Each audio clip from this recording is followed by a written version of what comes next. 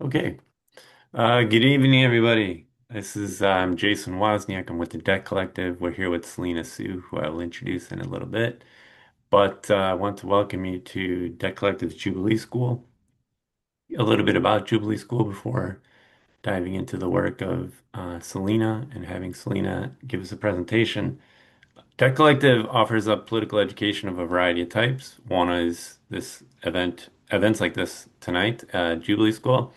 And really what we're trying to do is to deepen our analysis and share tools and tactics about ways that we can both critique debt and indebted life and also come up with skills that will allow us to fight for debt abolition of many types.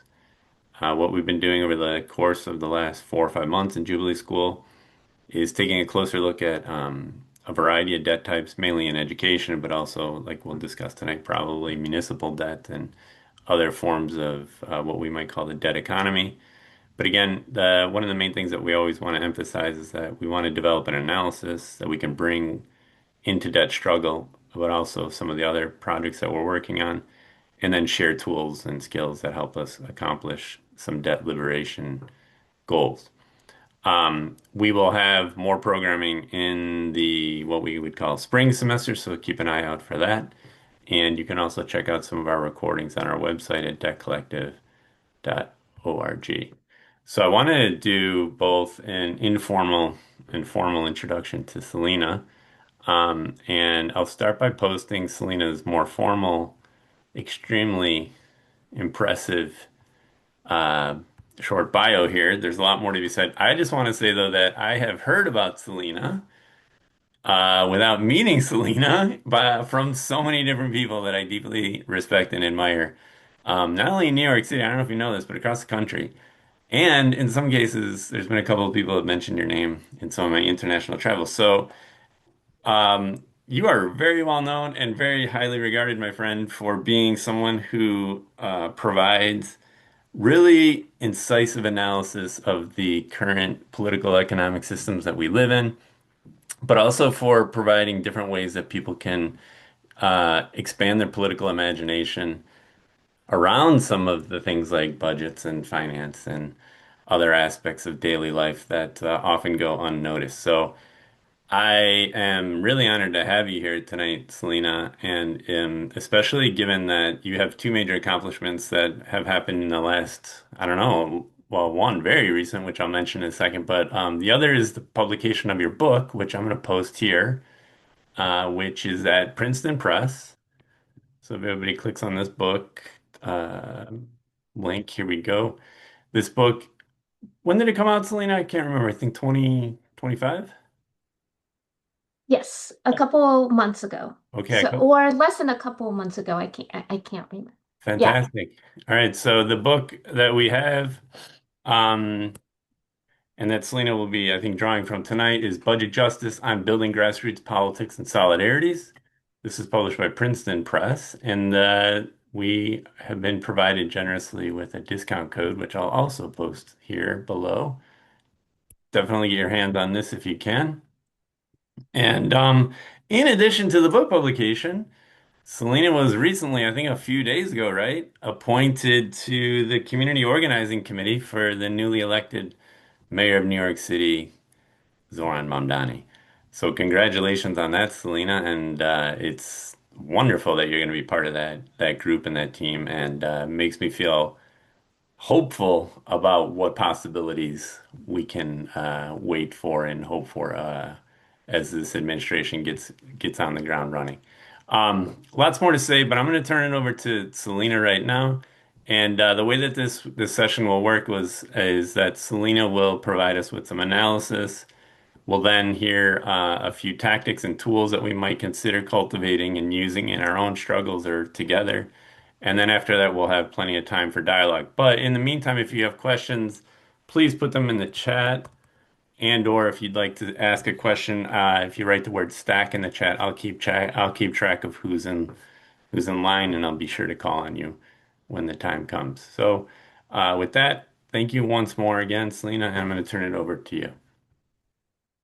Thank you so much for your invitation and that wonderful introduction, Jason. Thank you to every one of you for being here. I, for one, am someone who aspirationally puts a lot of lectures and webinars I'm genuinely super interested in in on my calendar, and then the time comes and there's other stuff to do. So I appreciate being here in this virtual Zoom room with all of you thinkers and doers.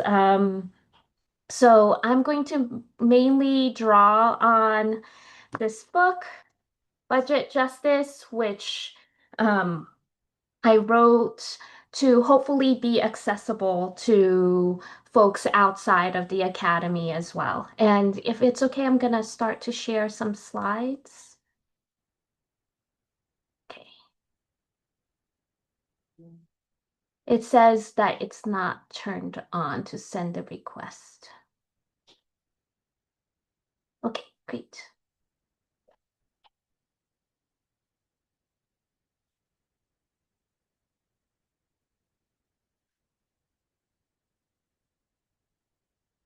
Oops. Are you seeing one or We can see one slide with the person with the microphone and then some other small slides. okay, There you great. go. Yep.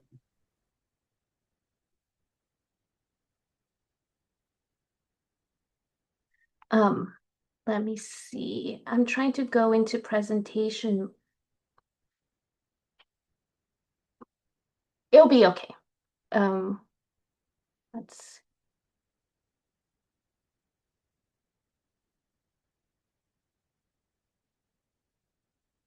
okay. So I can't quite see my notes, but it'll be okay. Okay. So I first got really interested in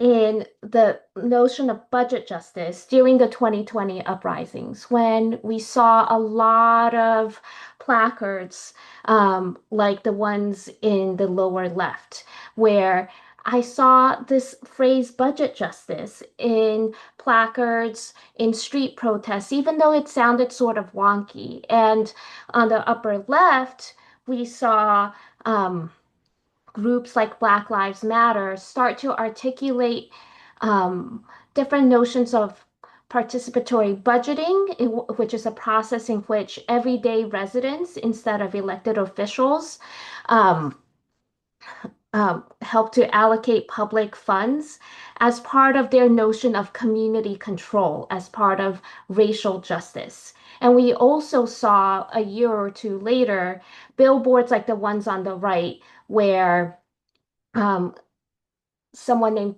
Kenneth Mejia was able to win an election and be an incumbent who was much better funded with billboards like these, just comparing housing budgets with police ones. And um, and I had been paying attention to political participation of how everyday folks can try to help to make decisions for a long time, for more than a decade or a couple decades. But to be honest, I had been paying attention to the participation part more and not the budgeting part. And this is when I started to really think about, based on these sorts of protests, really started to think about city budgets as sites of contestation. And so the first part of my book, there are three parts, is opacity abets austerity. And as I started to research this, I started to notice more and more how a lack of transparency, feeling of city budgets being so intimidating and so technical was not really because they're inherently so. It's because they're anti-democratic and they really hide the fact um, that most budget decisions are political choices. Politicians keep talking about fiscal cliffs. We keep hearing about budget cuts. These are just a couple of sample news headlines. One thing we could all do is just Google the names of our cities and budget and look on the news headlines. And we're just perennially told that there's not enough money, there's fiscal cliffs, or that there's people to blame, like migrants. So and I was really taken with how, especially during the 2020 uprisings, I started to hear alternate framings from the grassroots that budgets are moral documents that reflect specific theories and values of how government should operate and how it operates. And in the US, for instance, it's hard to imagine um, really having a realistic sense of what our cities look like without thinking a little bit historically, without thinking about um, how cities came to look like they are now. So here is um, Brooklyn in the 1930s, according to a federal housing authority redlining map. And I'm guessing that most folks are familiar with the phrase redlining, um, but what it was the government deciding how worthy of mortgage loans different neighborhoods are, and the ones marked in red were graded D. If there were any Black residents or immigrant residents in them, usually, overwhelmingly. And then they were graded C or B. Here, I don't see it. Maybe in the lower left, there's one neighborhood that is graded A. But for the most part, these neighborhoods were racially demarcated, and those that were redlined were guaranteed to not receive government-backed mortgage loans and to then face just decades of disinvestment. So there have always been judgments like this of who is worthy of risk, who is worthy of credit imbued in our cities. And unfortunately, I couldn't find a contemporary um, map of heat maps during the summer for Brooklyn, but here are the redlined neighborhoods for Richmond, Virginia from the 1930s. I just want to point out the 1930s and now, almost 100 years later, to show that these decisions regarding credit and risk from 100 years ago still have profound effects. So here's from the 1930s, Richmond, Virginia, and here are the heat maps now. The neighborhoods that were redlined almost 100 years ago are exactly those that have more parking lots, fewer trees and green infrastructure, and in some cities are 13 to 16 degrees warmer on hot days within a city. So this sort of budget injustice is imbricated in our cities. And every degree counts. According to scientists, I think that 1 degree warmer during a heat wave can lead to an average of 2.5 more death. It increases the risk of death by 2.5%. Um, so in the meantime, um, when we try to look at budgets now, and we'll look at this together in the tools section of the webinar in a few minutes, um, it's just impossible. When I try to dig into New York City budgets to be like, oh, how do I try to think about what goes where and who gets resources? I found myself facing 500-page PDFs that look like this, um, where I couldn't easily download the numbers for an Excel spreadsheet, where I couldn't compare things to other cities, and where here's one random page that I just stumbled upon. It's not like I was able to systematically read um, 500 pages, but here's one snapshot of a page from this dot matrix looking PDF that just happened to be of the police. And the middle columns, like, I don't know if you can see my cursor, but the 205 million um, at the top for housing police, that's for last year. And then on the right, we see that it's a similar number for this year. So that looks reasonable enough, even though it's so hard for me to even start to analyze what $205 million means. And whether that's high or low. But we know that this year was similar to last year. But then we get for the second subcategory here, patrol, a new number of almost $2 billion without a number for last year.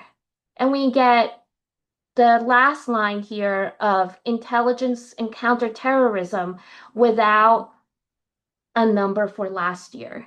So even though I'm not looking deep in the numbers, into the numbers with you folks right now, it even a cursory look just showed me that there's so many missing spots, that the numbers were so overwhelming, that there was something to this opacity. There was the lack of transparency was doing work to not just because these numbers were too technical, but to prevent democratic questioning. Um, and and some of the basic criteria that I ended up trying to land on as an informed citizen was that I just wanted my city budgets to be readable, comparable to other cities, and maybe have some historical data like, oh, is this number much bigger than last year's, or is it smaller, or is it the same? What's going on? I just really wanted very simple criteria. And for this part of my book, I had to hold back on just feeling so inadequate, and like to tamp down my imposter syndrome, not just because I'm trained as an academic, and that's just a chronic condition for academics, but also because I had to remind myself that I'm trying to put myself in the shoes of an engaged, everyday, lower C citizen, because I use the word citizen regardless of what passport someone holds or not. Um, I'm not trying to become a public finance expert and to dive into the peer-reviewed academic public finance literature, because that's not what I want everyday folks to have to do. It's not our jobs to somehow master city budgets. It's the government's job to make it legible and accessible. And as I And also, once I looked at a little bit into the history of these city budgets, it became explicitly clear that this was part of overt anti-democratic moves. So one example is from 1975. So this is a picture of an of a famous news headline of President Ford to New York City drop dead when he said that he wouldn't bail out New York City during its fiscal crisis. And at that time, just a couple of little anecdotes. Um, one, well, I'll start with the one right here, is that they replaced a board that helped to make key financial decisions for New York City that was composed of elected officials with a board called the Emergency Financial Control Board that was full of only appointed officials. And they started to implement a whole bunch of preemption rules, and preemption in this case um, is when the state doesn't allow the local city to make rules to govern itself. So, for instance, in the past few years, there have been a lot of preemption laws at the state level that basically ban cities from declaring themselves sanctuary cities. So, in during this fiscal crisis, there were a bunch of state rules that said that New York City couldn't make its own financial decisions. And one sign of this is this new emergency financial control board. And then a few years later, they very quietly removed the word emergency from the emergency financial control board.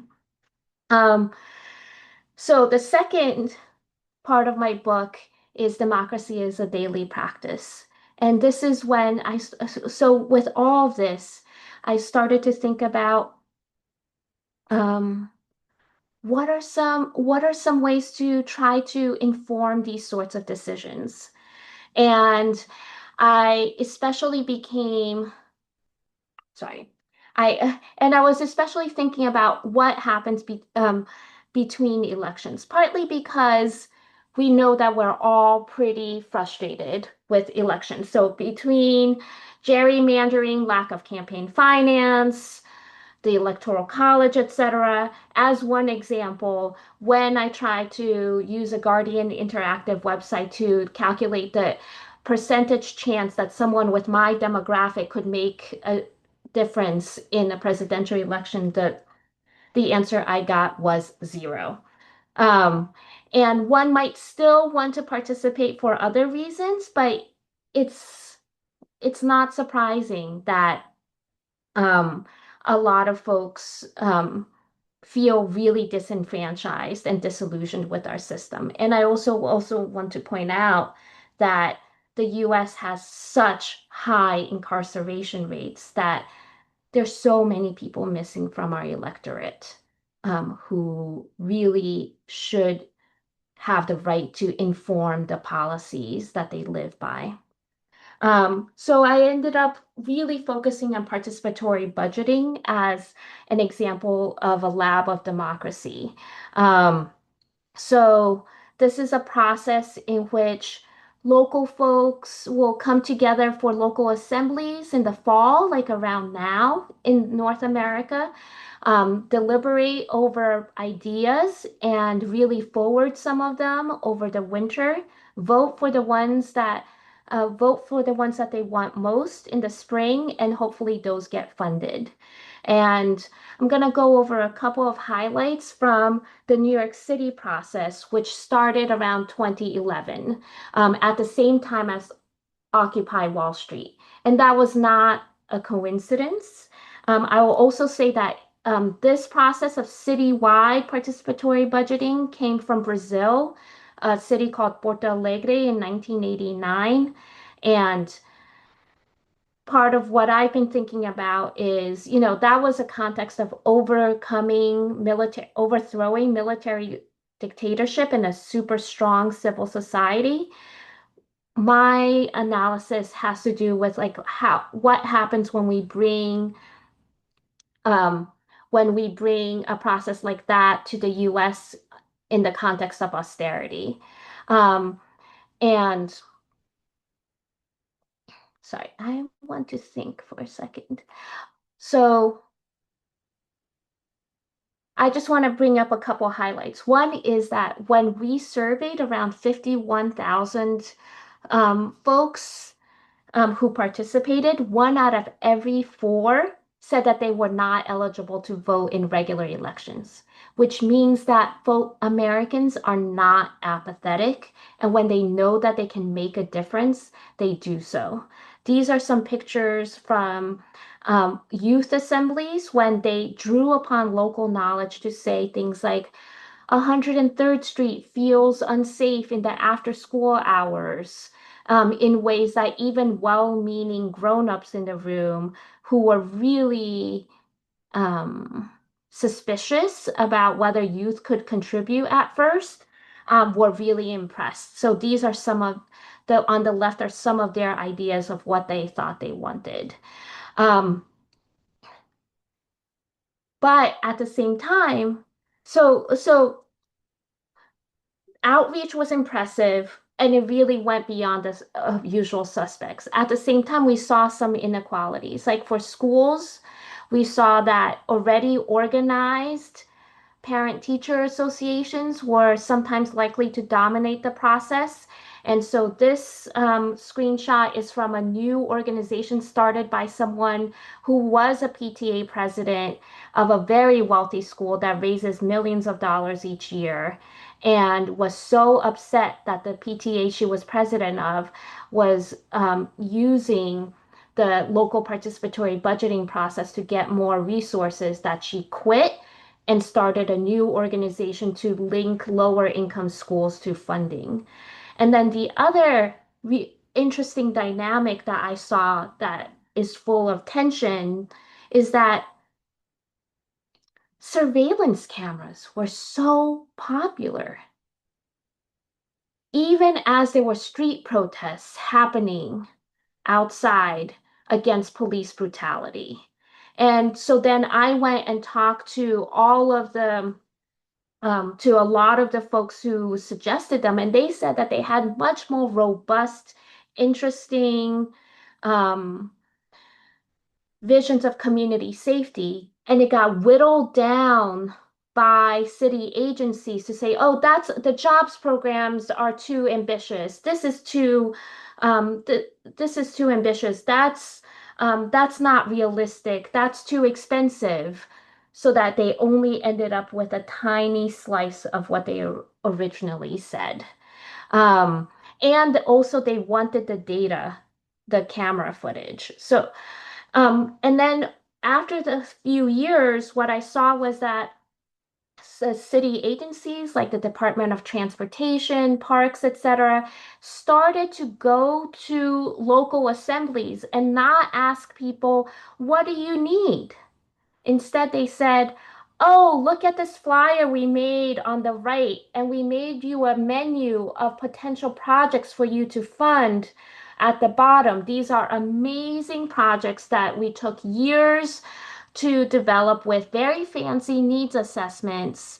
And um, and unfortunately, we suffered from some budget cuts last year. So if you could fund the rest of what we need, this will give you such bang for your buck. And after a couple years, different city agencies joined them too. And so that it ended up being another way in which everyday folks were choosing between pre-articulated options rather than thinking and deliberating together.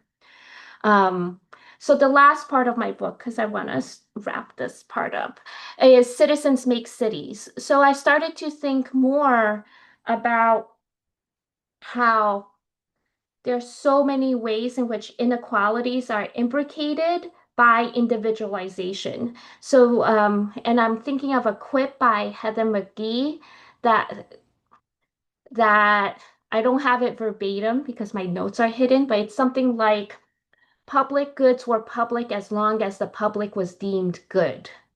And she uses the public pool as the ultimate symbol, and the fact that a lot of cities in the US actually chose to drain their public pools, which were beautiful public goods, rather than racially desegregate them.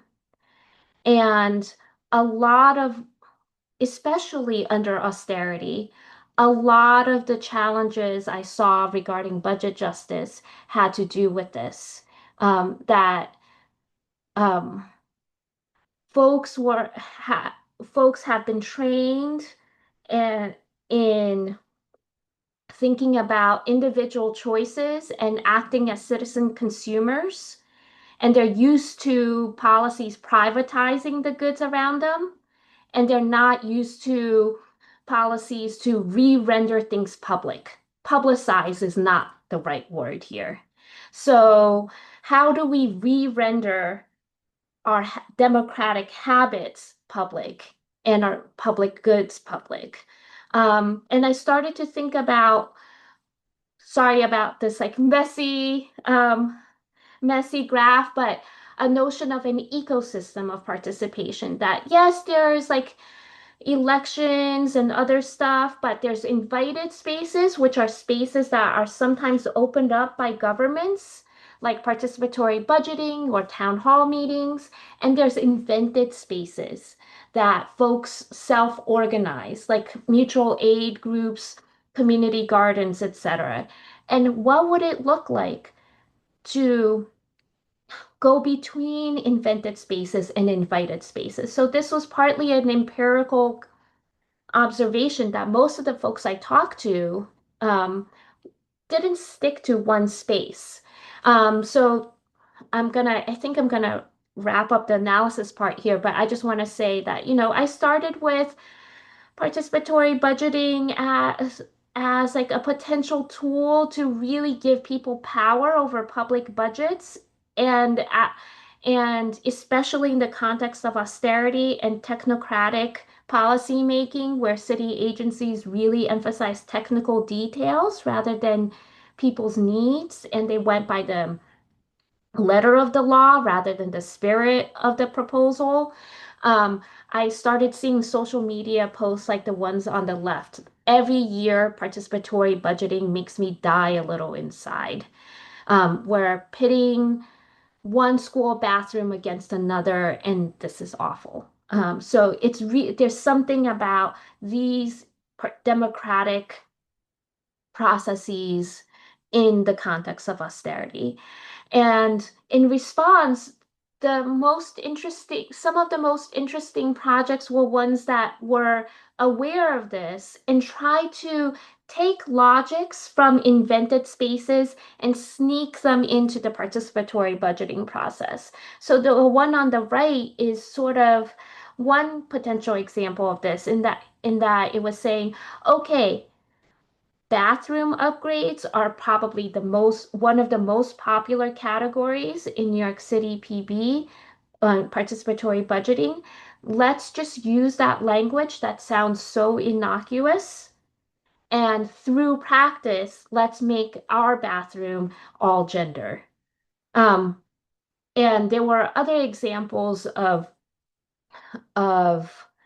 more interesting projects like that, like this. And here, these are gestures to a few more. Um, on the upper left, there were diaper hubs that drew upon mutual aid networks that developed during the pandemic. The middle top picture is a picture of a shared space by five small schools that were sharing a school building that were usually made to compete against one another. And they decided, no, they're going to work together and cooperate. The one on the lower right is a contract campaign of domestic workers and um, and local families to work on a community agreement together of what would decent wages and conditions look like amongst themselves, um, to go beyond federal laws. Um, and there were others. And the lower left is just one example of someone a youth a young person who had made a homemade T-shirt at Occupy to attend PB assemblies with. So these are seen as distinct efforts, but I really saw how people were trying to go between invited and informed space and invented spaces all the time. I was wondering if I should take a pause for questions before going into tools. Yeah, I think that'd be a great idea. Give us a moment to process so much of this. I mean, the analysis here is fantastic. There's a billion different things you got me thinking. What do other people think here? Let's take a moment. If you want to ask a question or make a comment, you can place the word stack in the chat. That helps me keep track because sometimes I miss people if you raise hands or other thing. So does anyone have anything to ask? Sorry, I subjected you a torrent of words, but No, it was absolutely brilliant. I while we're waiting for okay, here we go. Molly, go for it, please. I just had a question about like how many cities actually participate in participatory budgeting. I had never heard of it before. And Mhm. I saw you had a lot of examples from New York City. I think I saw you had something from Seattle in there. But how many cities? Is it typically bigger cities as well? Um, so there's around 200 processes in the US. I would guess that some of those are smaller, like in Phoenix, Arizona, it's a lot of public schools that do it. Um, and sometimes it's by neighborhood.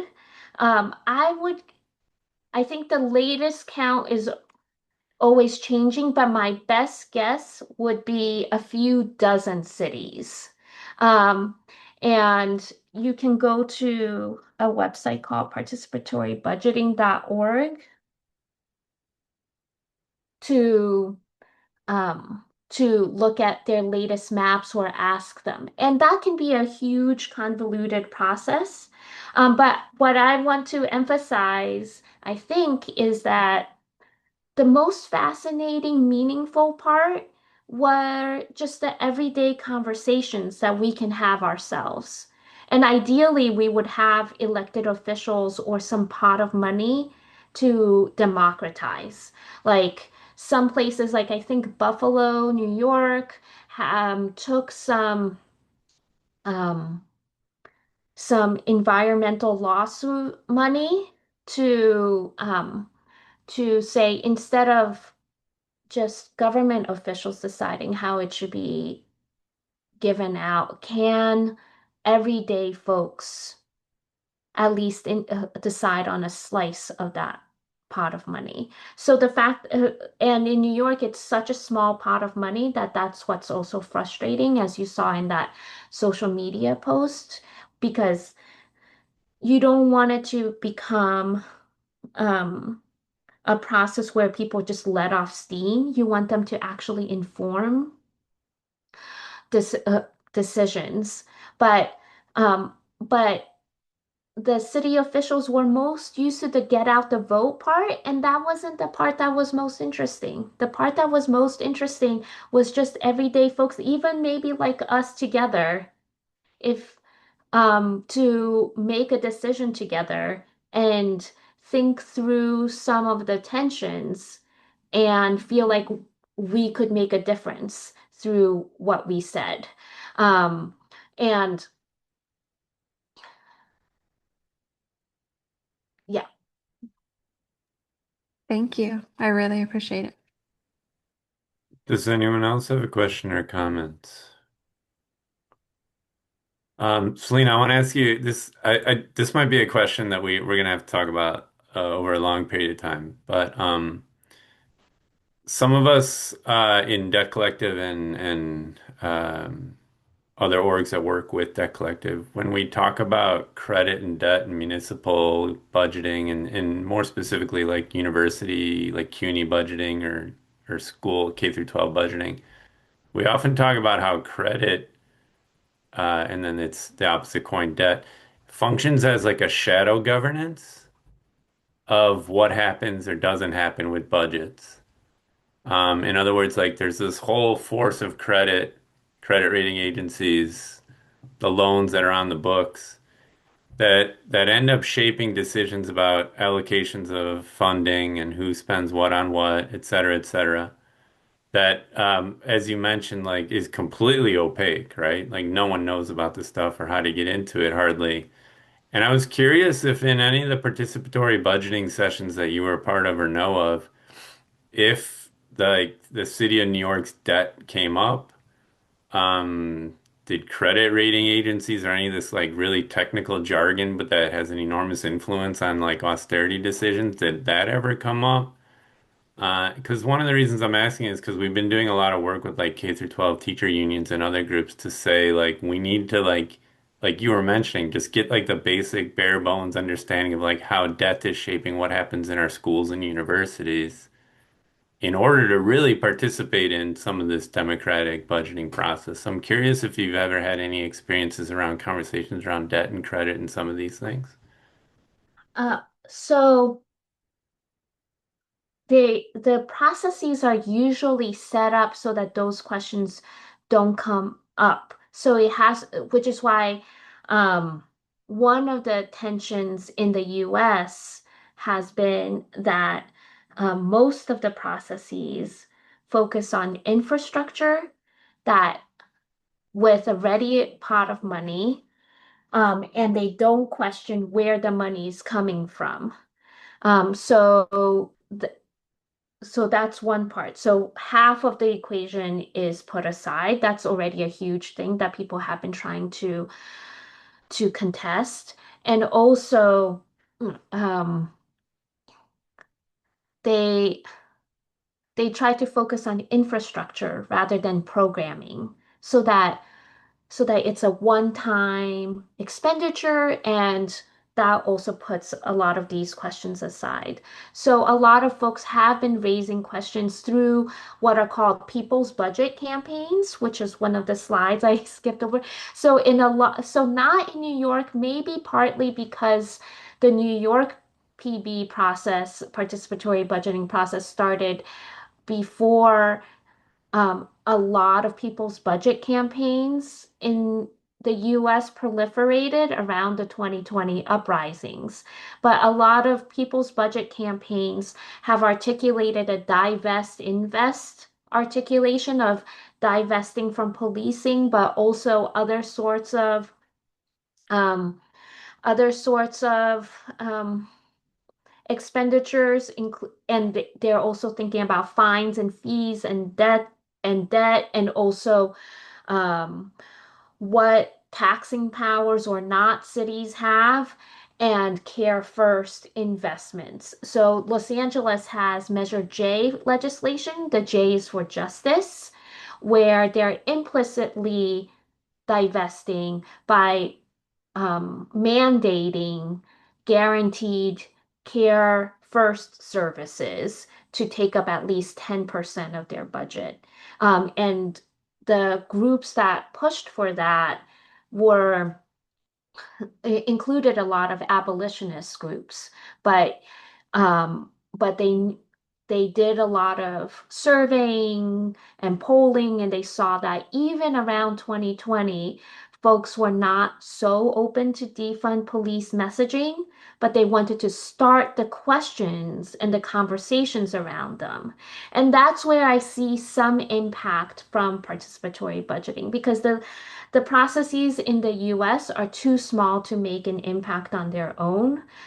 In Brazil, they did things like lower infant mortality, and here they're just not big enough to do that. But I did see people become informed and indignant and start interesting spillover effects, like that PTA president who started a new organization because of her frustrations with the local process.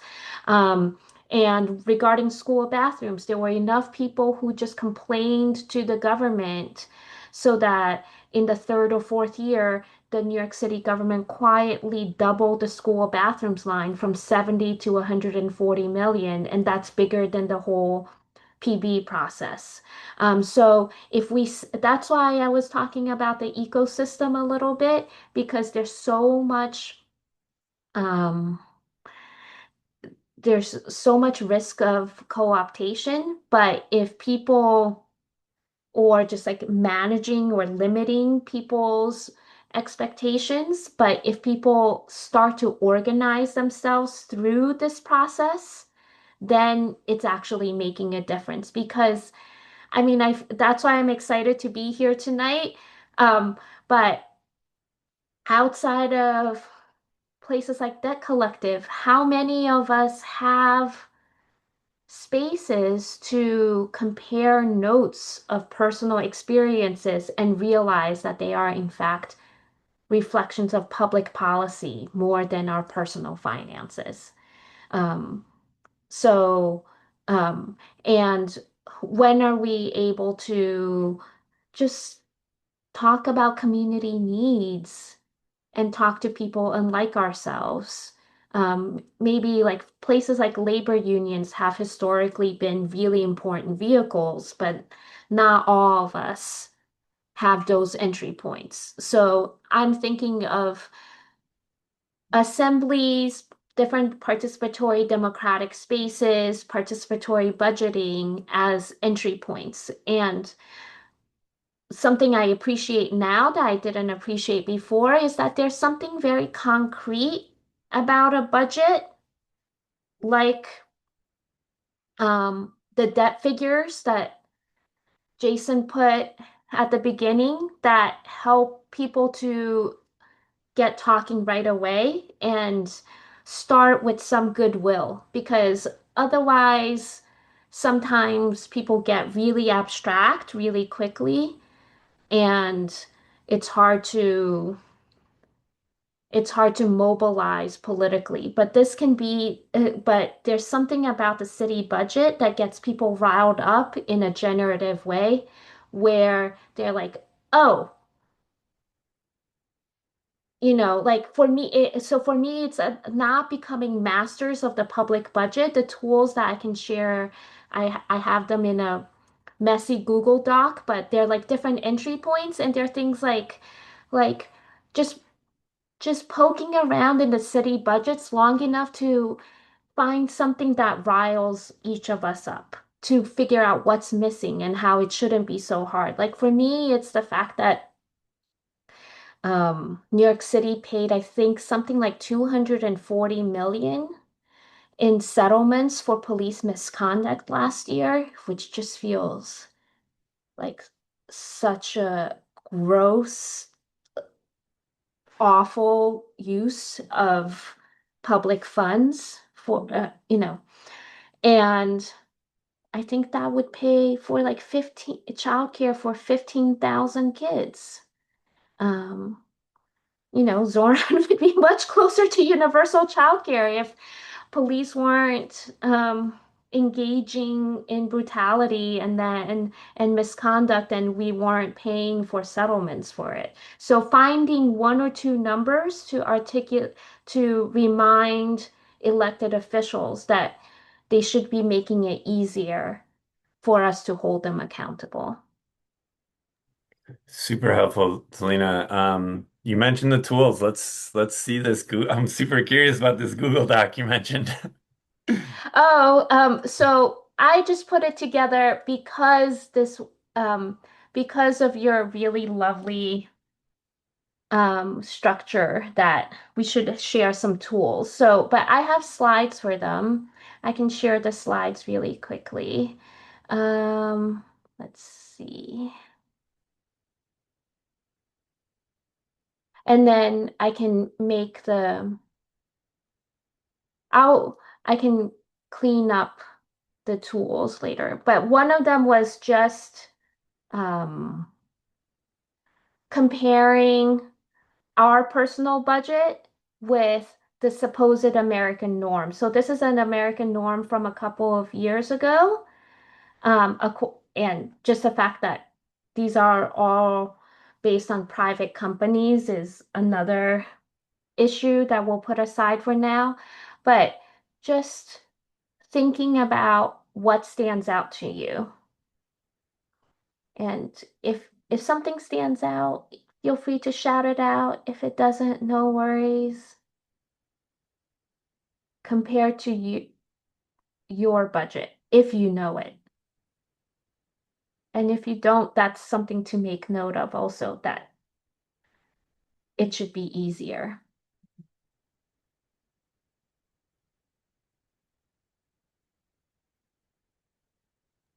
Housing's too damn expensive. Yeah, Oh, housing is so expensive. Education, how come it's just 2% or it should be nothing, but still? But I had to separately just Google and look up housing affordability, and it's supposed to be under 30%. So supposedly these norms, this average is okay. But for me, it's just the fact that childcare is not even present. And then when I looked up just news headlines, sub I saw one news headline that more than half of American families go into debt just to pay for summer camp. And I saw a city controller of New York City um, report that childcare costs from 2019 to 2024 went up by 79%. Uh, and then I looked up affordability and I saw that it was supposed to be 7%, but there's no way that my family, for instance, pays 7% of our household income. And then I realized that if it were 7%, we would be making something like 600,000 a year, um, which we don't make. It's like 1/3 or something of our household income. So this is the beginnings of one entry point to start to talk to people about how it's not that you can't afford something, it's that it's unaffordable. Um, the second tool is the public budget publicness snapshot, just to see how public your public budget is. And I have some steps in the handout to look at that and to see how there aren't great numbers. Like the Office of Management and Budget and the Controller and the Independent Budget Office, which are offices that have different names in different cities, will disagree on numbers.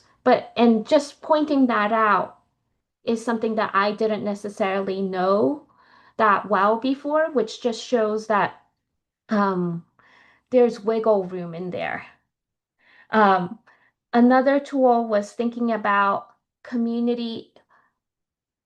Where is some of the money going?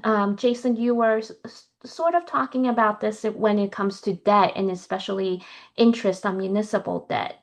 Um, um, One thing I was thinking of is looking at large scale developments or large developments and how they're supposed to abide by public processes. And in my research, I found that a lot of them are exempt from them for one reason or another. So exemptions are not and exceptions are not exceptional at all. So one example is Hudson Yards, how it somehow bypassed a specific public oversight process because it was part of Bloomberg's Olympic bid. And so it didn't abide by a public oversight process. And so many stadiums uh, get pushed through with so much public money without typical public oversight processes. So a lot of budget decisions are not officially part of budget processes. Um, Another tool where I have some prompt questions are mini people's budget assemblies and in paying attention to where people got really interesting ideas.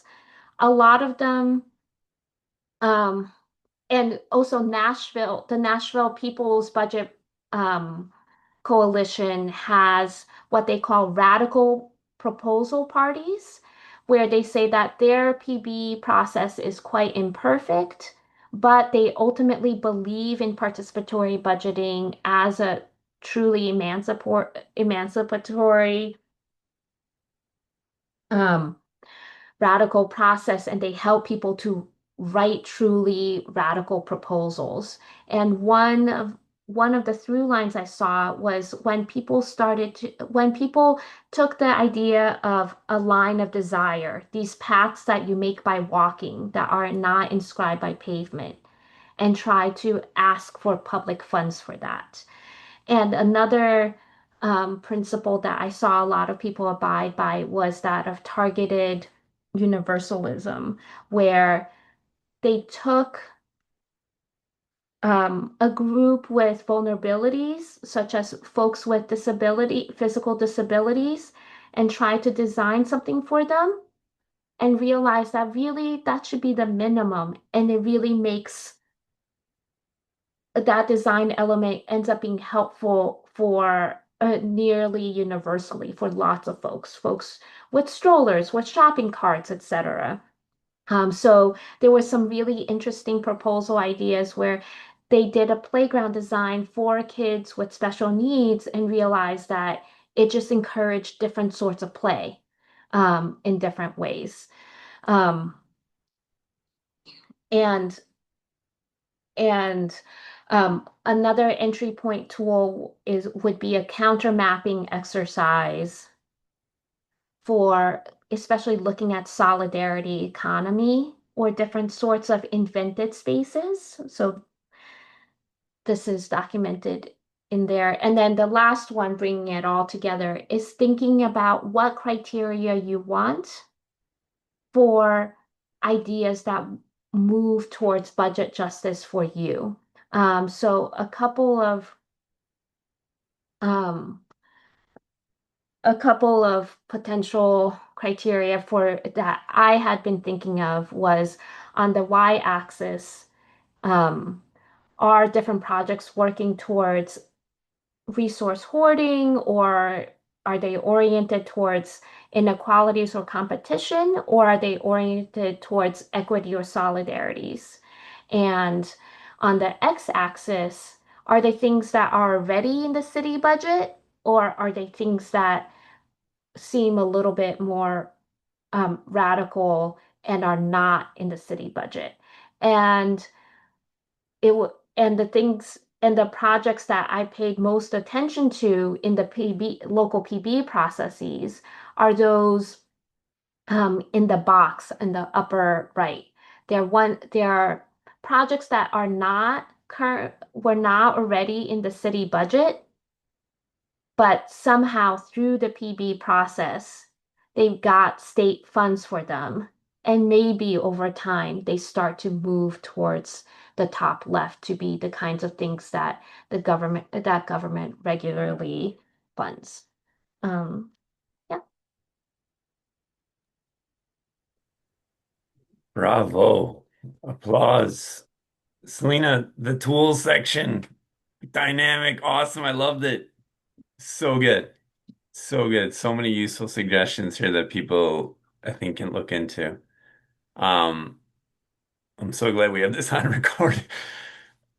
So there's a little bit of time for we started a little bit late, so I think we can have a few questions and comments. I noticed that, and I need help and a correction with the name pronunciation. I would pronounce it Katia, but I think I'm wrong. But they asked the question up above, and I don't know if, and you framed it way better than I did when I tried to ask a question about this, but perhaps you want to come off of mute and ask the question yourself, or we could read it out loud, but please feel free to ask that question now, because I think it's a really interesting one. Yeah, sure. Yeah. So I guess my question, well, first of all, Selena, thank you so much for this presentation. This was really, really interesting and really helpful. And I guess to I think Jason's point about debt, I was wondering if participatory budgeting initiatives in places have been paired with citizen debt audits in any of these places. And I think just like thinking about how much debt implicates and restrains so much of like what's allowed in terms of like public good financing and funding in places, whether there were efforts to like tackle the debts that cities or states or other sorts of like local governments like are supposedly owing to whether it's private lenders or folks investors in the municipal bond market or what have you.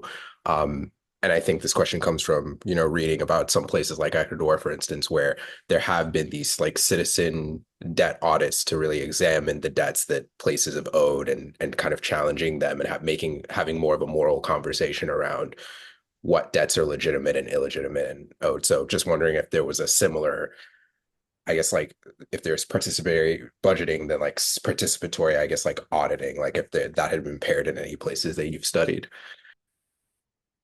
Um, No, that would be incredible. Also, it would especially be helpful because in some places there's been the beginnings of not quite something like that sort of citizen audit, but the beginnings of conversations on where revenues come from. So, um, in Vallejo, California, which was a small city that was the first in California to declare bankruptcy after the 2007 financial crisis.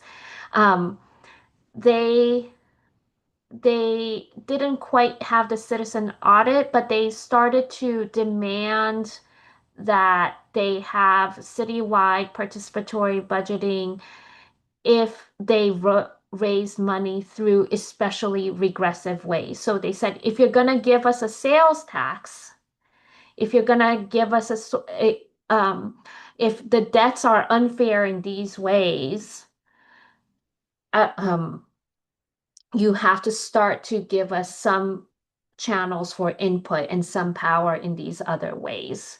But the problem of preemption is also huge because, like, for instance, when Jackson, Mississippi voted for itself to have a 1% sales tax to fix its water crisis, which is already so heartbreaking because a sales tax is so regressive. Um, the state of Mississippi did try to preempt it to not allow Jackson to tax itself. With I know that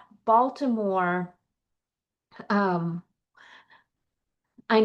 Baltimore has something called outcomes based budgeting, which is starting to bring in some notion of um, a different sort of oversight over budgets, but that's more about performance. But it's trying to center needs somehow, and it's not, and I'm not sure that if it's tackling the debt side. But yes, let organizing some citizen debt audits would be very interesting because I know that a lot of people's budget campaigns around the country are trying to figure out what to do and what to tackle in terms of trying to raise funds, especially in the face of Trump cuts, um, and and trying to look at unfair debts would be one side. It's certainly better. I mean, New York, for instance, is trying to think about going after corporate bad actors like Instacart, etc. But it's very hard because so many of the fines and fees trickle down to everyday folks. So it's hard to keep those sorts of tactics progressive. Really love the question and discussion that followed. Do other people have comments or questions? I have one thing I wanted to ask you, Selena, but I wanted to pause for a moment just to see if other people wanted to ask a question.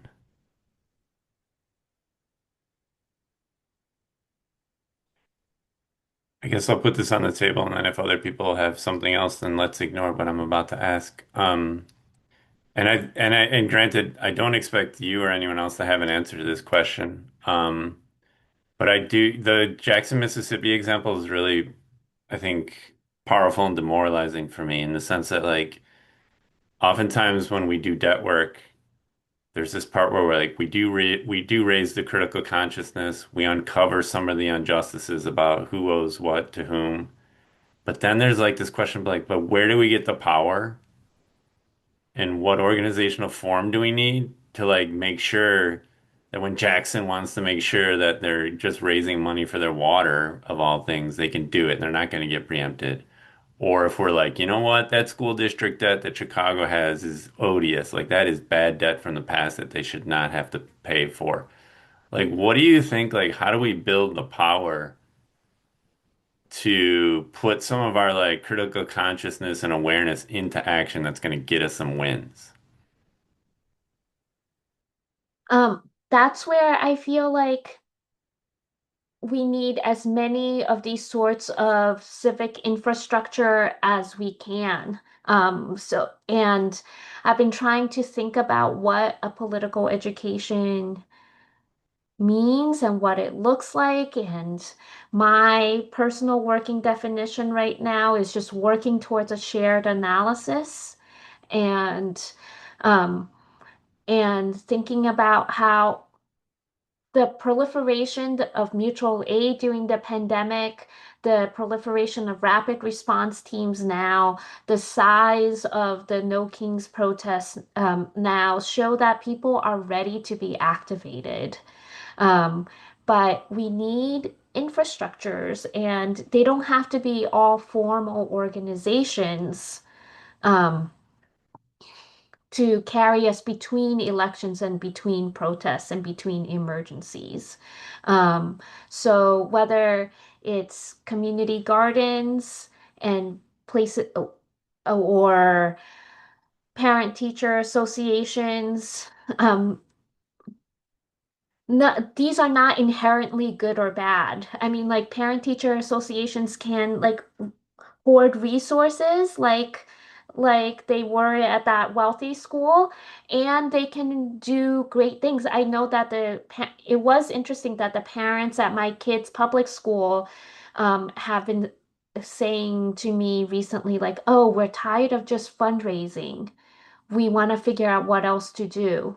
But then they actually, and I didn't have anything to do with this. They actually went to the local city council member and said, um, we noticed that it's like our school bathrooms versus competing against the neighboring schools, um, lack of air conditioners every year. Can you help us just raise funds so that it's not this sort of competition? And the city council member didn't was like, "Oh, okay, that sounds great." And she actually didn't help the parents to coordinate. So we also just need the any sorts of spaces or channels of communication we can to help people do the comparative analysis that we started to do today of just like where are we vis-a-vis American norms? Where are we vis-a-vis each other? Because otherwise, we're just constantly competing for crumbs of the proverbial pie. Um, Jen, so nice to see you. Hi there. This has been so amazing. I'm with my son, Judah, who is really interested, as I am, but he's studied this a lot, and he has a question for you if you don't mind. Um, Hi, I just was curious about in light of the NYC ballot measures 2 through 4 and kind of what they did in terms of gutting like member deference on the city council and just generally gutting like outsourcing some of the city council's authority over development and like housing and stuff to the executive. I was wondering like kind of how that fits into this conversation and how you can like reconcile the need for more inclusive and like transparent processes that actually like include the community and give them a voice in budgets and decision making and whatnot, but also without getting too bogged down in like process. That makes sense. Yeah, that makes a lot of sense. I can't say to referenda two through four um too much.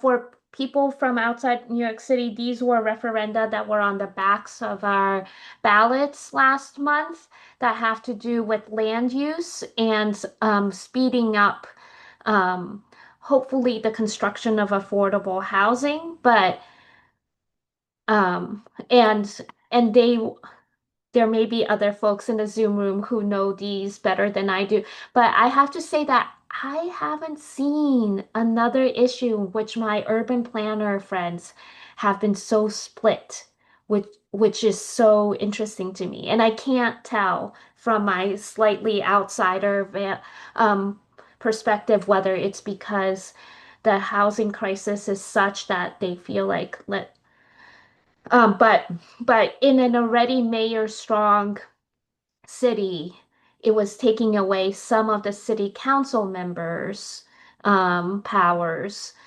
to and hopefully there is enough boundary so that it's only for affordable housing, etc., that there's like fast track. But it's yeah. So one um website journal that I'm on the editorial board of, Metropolitics, look out for it. We're doing a forum with for and against referenda 2 through 4 articles coming out soon. But um, but I'll say that even city council members are such a roundabout way to try to influence policy. And so many ostensibly participatory forums are really about people giving 2 minute speeches and not listening to one another and not changing one another's minds.